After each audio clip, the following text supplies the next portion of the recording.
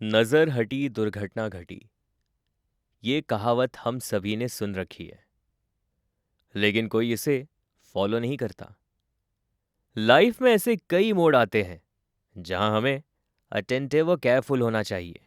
फिर चाहे हम कार चला रहे हो, या किसी रिलेशनशिप में हो, या फिर कोई घर ले रहे हो, या कुछ भी। We must exercise caution in these situations, क्योंकि precaution is better than cure. ये कहावत भी बहुत फेमस है। और ये कहानी जो आज मैं आप सभी के साथ शेयर करने वाला हूँ, इस कहानी में भी कुछ ऐसा ही हुआ है। अक्सर जब हम कहीं कोई प्रॉपर्टी देखते हैं, तो हम सबसे पहले उस प्रॉपर्टी की लोकेशन देखते हैं। सपोज फॉर एग्जाम्पल, अगर हम कोई घर देख रहे हैं, तो हम ये देखते हैं कि उस घर के पास school, hospital, medical store, bus stop और रेलवे स्टेशन कितनी दूरी पर है। वहाँ पानी कैसा है। ये सारी बातें तो बेसिक है, पर इन सारी बातों के साथ हमें ये भी पूछताछ करनी चाहिए कि उस घर में कोई प्रॉब्लम तो नहीं। प्रॉब्लम एज इन, उस घर में कोई हादसा तो नहीं हुआ था, जैसे कि किसी ने सुसाइड किया हो या कुछ भी।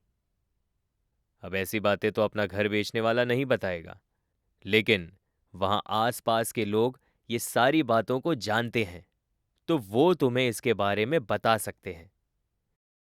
आज जो इंसिडेंट मैं आपके साथ शेयर करने वाला हूं, ये कहानी अमेरिका के टेक्सास में रहने वाली रेचल और केविन की कहानी है। रेचल ने टेक्सास में रेंट पर एक घर लिया था। एक्चुअली वो एक पुराना बंगलो था। रेचल को विंटेज चीजों में ज्यादा इंटरेस्ट था, और यही वजह थी जो उसने वो घर अपने हस्बैंड के साथ मिलकर रेंट पर लिया था। रेचल को पुराने जमाने की कार्विंग्स की हुई वुडन डोर्स, विंडोज और घर बहुत अच्छा लगता था। रेचल और केविन के दो बच्चे भी थे। रेचल एक आर्कियोलॉजिस्ट थी, और केविन का एक ट्रांसपोर्ट बिजनेस था। मूवर्स और पैकर्स ने अपना काम कर लिया था। उनकी सारी चीजों को उनके कहे मुताबिक जगह पर रख दिया था। मूवर्स एंड पैकर्स टीम के एक शख्स ने रेचल से सवाल करते हुए कहा, "Hey, congratulations on the new house. But with so many villas available here, was there any particular reason you chose this one?" इसका जवाब देते हुए रेचल ने कहा, "Hey, thank you. I really like the vintage design of this house, and that's the main reason I chose it." जवाब सुनने के बाद वो मूवर्स एंड पैकर्स वाला बंदा वहां से चला गया।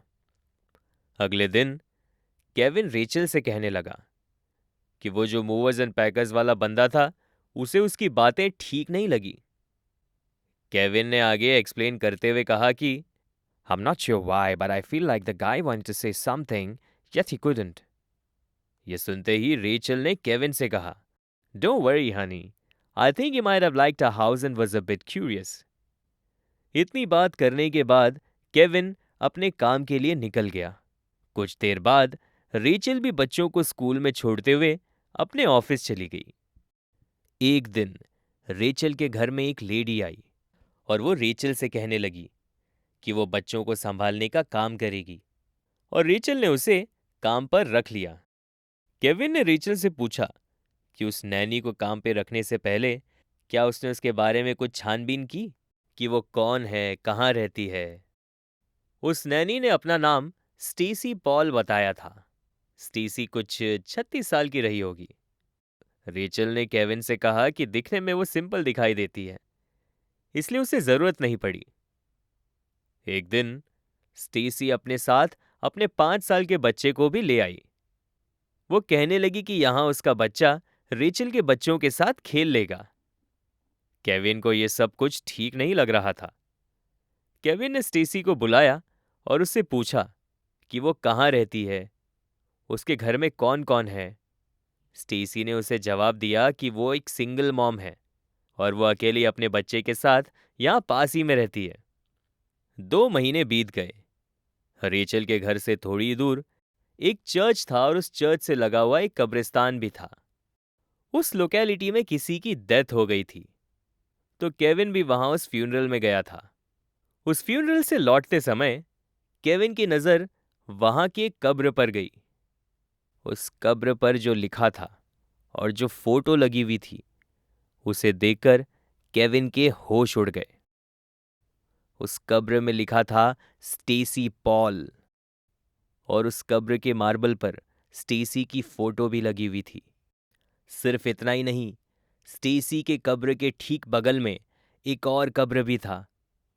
उस कब्र के मार्बल पर स्टेसी के बेटे की फोटो थी, और उस कब्र में जो डेट मेंशन थी वो 75 साल पुरानी डेट थी। केविन को जैसे एक सदमा लग गया था। उसने तुरंत ही वहां के इंचार्ज से बात की कि ये जो स्टेसी पॉल की कब्र है, उसकी कहानी क्या है। वहां के फादर और कर्मचारी ने कहा कि रिकॉर्ड्स देखना होगा।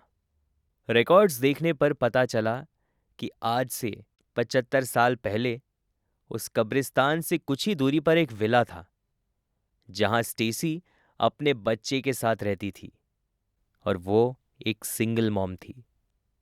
एक दिन कुछ चोर आए और उन लोगों ने स्टेसी के घर पर हमला किया। स्टेसी को और उस बच्चे को मारकर घर में चोरी करके वो लोग चले गए। केविन ने उस फादर से उस घर के एड्रेस के बारे में पूछा, तो एड्रेस जानकर केविन पूरी तरह से घबरा गया था, क्योंकि वो एड्रेस केविन और रेचल के उस रेंटेड घर का ही था। फादर ने केविन से पूछा कि वो ये सब क्यों पूछ रहा है।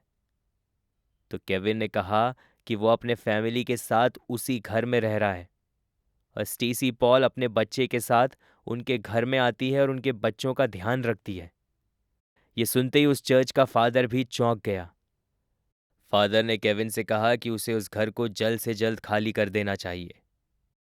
उस फादर ने केविन को अपने बीवी बच्चों को उसी वक्त वहां आने के लिए कहा, और केविन ने ठीक वैसा ही किया।